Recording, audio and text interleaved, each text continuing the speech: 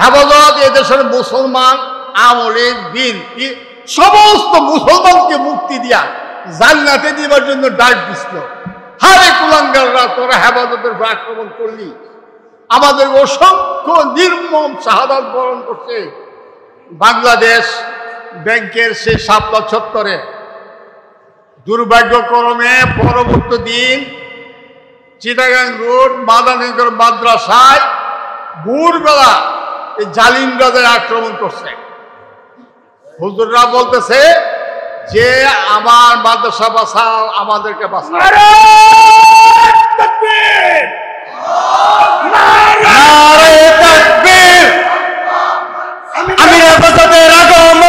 বাঁচাও বাঁচাও বাঁচাও, মাদ্রাসা বাঁচাও, আমাদেরকে বাঁচাও। এ করুন ডাকে আমার ছেলে, আমার বড় ছেলে এখন ধর্ম মন্ত্রণালয়ের সচিব, একান্ত সচিব, তার ছোট ভাই মাকে বললো, আম্মা আপনি আমাকে ছেড়ে দেন, হুজুরের মারা ফেলতেছে, মাদ্রাসা ভেঙে লাগতেছে, যদি আমি মারা যাই শহীদ হব। এই কথাতে আমার হাত থেকে ছিটতে চলে গেছে। এখন সে চিরাগ রোড নারায়ণগঞ্জ রোডের মাথায় গেছে। তখন মা জিজ্ঞাসা করে, বাবা তুমি কোথায় আছো? আম্মা আমি এমন জায়গায় আছি। এর মধ্যে গুলিবিদ্ধ হয়ে পড়ে গেছে। এখানে আমাদের ওই সকালে প্রায় 18-20 জন লোক 22 জন লোক মারা গেছে। আর প্রশ্ন এই ধারায় জন্মই নিয়েছি আল্লাহ আল্লাহ রসুলের জন্য। ফ্যাসিস্ট হাসিনার লেলিয়ে দেওয়া যৌথ বাহিনী এবং তার দলের গুন্ডা বাহিনী যেই পরিমাণ অত্যাচার, জুলুম, বর্বরতা চালিয়েছে তা ইতিহাসে বিরল। সেই খুনি হাসিনা পার্লামেন্টে দাঁড়িয়ে বলেছিল যে শাপলা চত্বরে হেফাজতের কর্মীরা রং মেখে শুয়েছিল। আজকে প্রমাণ দিতে চাই, 2013 সালের 5 মে আমাদের এই ভাই মারজানুল ইসলাম সৌরভ 16 বছরের একজন টকবগে তরুণ শাহাদত বরণ করেছেন। এই মারজানুল ইসলাম সৌরভের পিতা আমাদের মাঝে উপস্থিত হয়েছেন। ব্রাহ্মণবাড়িয়ার সরাইল তাদের বাড়ি।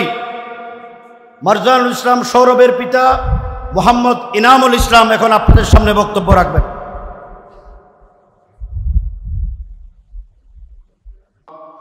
এবং উপস্থিত দিন কায়েমের শুধু এই দেশ নয়, সারা পৃথিবীতে দিন কায়েমের নিখুঁত সংগ্রামী সেই সংগঠন হেফাজত ইসলামের সমস্ত সংগ্রামী কাফেলাকে আমি শুভেচ্ছা ও সালাম জানাই।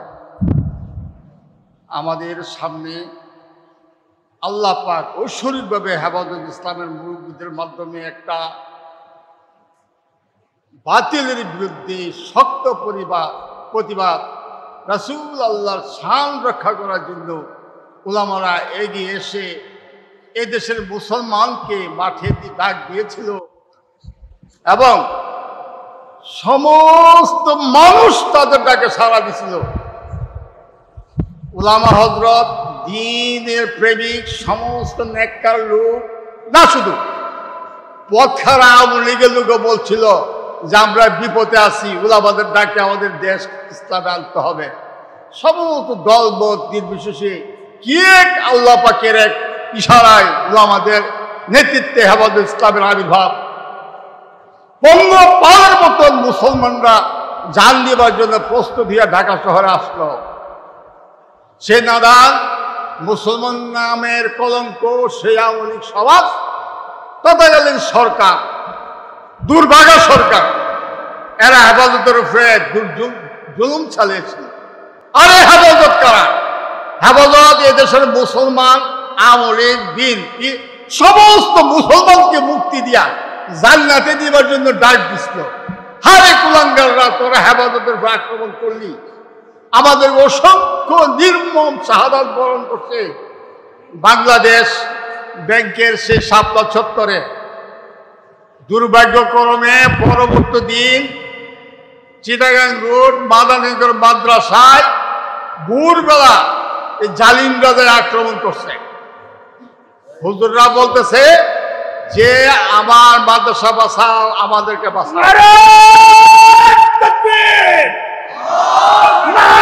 নারে তাকবীর, আমির হেফাজতের আগমন, আমির হেফাজতের আগমন, শুভেচ্ছায় স্বাগত, নারে তাকবীর। আলহামদুলিল্লাহ, আমাদের মহতি মুরব্বীরা আসতেছেন। এখন মাদানীনগর মাদ্রাসায় ভোরবেলা ভারতের কুলাঙ্গার বিডিআর, আমি দেখেছি এরা এই দেশের বিডিআর না, ভারতের কুলাঙ্গার বিজেপি এই সমস্ত আর্মিরা আমার মাদ্রাসা এবং উলামা হযরতের মধ্যে কাফেলা আক্রমণ করছে। মাদ্রাসার কর্তৃপক্ষ ডাক দিছে এলাকাবাসীরে, বাঁচাও বাঁচাও বাঁচাও, মাদ্রাসা বাঁচাও, আমাদেরকে বাঁচাও। এ করুণ ডাকে আমার ছেলে, আমার বড় ছেলে এখন ধর্ম মন্ত্রণালয়ের সচিব, একান্ত সচিব, তার ছোট ভাই মাকে বললো, আম্মা আপনি আমাকে ছেড়ে দেন, হুজুরের মারা ফেলতেছে, মাদ্রাসা ভেঙে লাগতেছে, যদি আমি মারা যাই শহীদ হব। এই কথাতে আমার হাত থেকে ছিটতে চলে গেছে।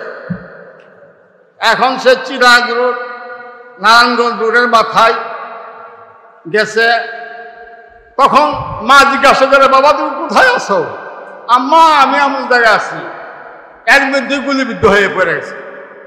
এখানে আমাদের ওই সকালে প্রায় 18-20 জন লোক, 22 জন লোক মারা গেছে। আর প্রশ্ন এটা নয়, জন্মই নিয়েছি আল্লাহ আল্লাহ রসুলের জন্য, জীবন থেকে ভালোবাসতে হবে আল্লাহ আল্লাহ রসুল। তাহলে সারা পৃথিবী যদি আমরা কাফেলা আল্লাহর উপর ভরসা করে আমাদের উলামা হযরতের নেতৃত্বে যদি আমরা পিওর অগ্রসর হই, আওয়ামী লীগ থাকবে না, বিএনপি থাকবে না, ছোট বড় সমস্ত মুসলমানরা এক হয়ে যাবে। এ দেশ ইসলামী রাষ্ট্র কায়েম হবে, এই দেশ সারা পৃথিবীতে ইসলামী রাষ্ট্র কায়েম করবে। আমার বক্তব্য আমি সংক্ষেপ করতেছি। আমার উলামা হযরতের কাছে আমি বিদগ্ধ সন্তানের বাবা হিসেবে বলতেছি, আপনারা যে পথে ডাক দিচ্ছেন, আপনারা আরো জোরালোভাবে আমাদেরকে ডাক দেন। আমরা ইসলামী সমস্ত মুসলমানকে ঐক্যবদ্ধ করেন, সমস্ত মুসলিম রাষ্ট্রকে ঐক্যবদ্ধ করেন, সমস্ত মুসলিম রাষ্ট্রকে এক করে ঐক্য সারা পৃথিবীতে সৃষ্টি করেন এবং সমস্ত রকম প্রস্তুতি আপনারা গ্রহণ করেন। আমি অনেক আশার আলোকে আপনাদের ঢাকায় আছি। আমাদের মুসলিমদের যত্ন নিতে হবে, তাদের ডাক আমাদেরকে নিতে হবে, শান্ত সুন্দর আশা নিয়ে আমার বক্তব্য